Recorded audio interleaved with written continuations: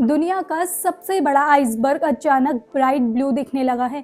सुनने में ये विजुअली स्टनिंग लग सकता है, लेकिन साइंटिस्ट के लिए ये एक सीरियस वार्निंग सिग्नल है।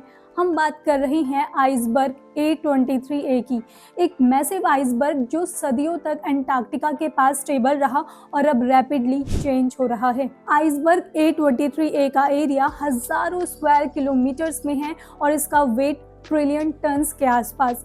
इतनी बड़ी आइस बॉडी का सडनली ब्लू हो जाना कोई नॉर्मल प्रोसेस नहीं है।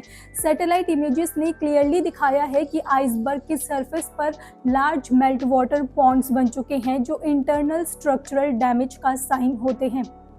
अब सवाल ये है, आइसबर्ग ब्लू क्यों हो जाता है? नॉर्मली आइस वाइट दिखती है क्योंकि उसके अंदर एयर बबल्स होते हैं जो लाइट को स्कैटर कर देते हैं, लेकिन जब आइस कंप्रेस होती है और उसमें मेल्ट वाटर भर जाता है तो एयर बबल्स निकल जाते हैं।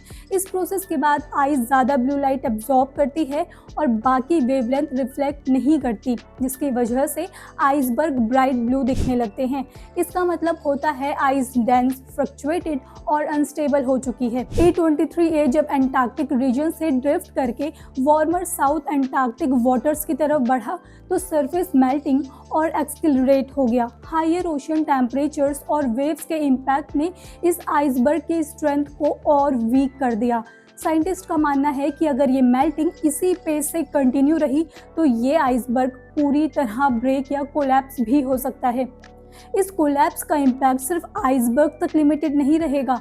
अगर इतनी बड़ी क्वांटिटी में फ्रेश वाटर ओशन में रिलीज होता है तो ये लोकल ओशन सर्कुलेशन को डिस्टर्ब कर सकता है। Ocean currents, specially thermohaline circulation, temperature और सैलिनिटी पर डिपेंड करती है।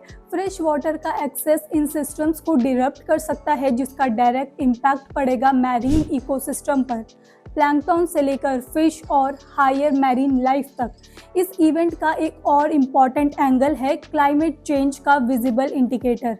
आइसबर्ग का रैपिडली मेल्ट होना ग्लोबल वार्मिंग के लार्जर पैटर्न को रिफ्लेक्ट करता है। कूलर रीजन्स जो पहले रिलेटिवली स्टेबल माने जाते थे, अब फास्टेस्ट चेंजिंग एरिया बन चुके हैं।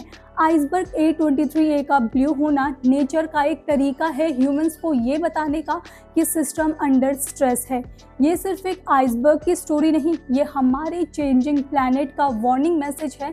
आपको क्या लगता है, ऐसे मैसिव डिजास्टर से बचने के लिए हमें क्या करना चाहिए? Do comments and stay tuned with Sugandha tutors for more such content.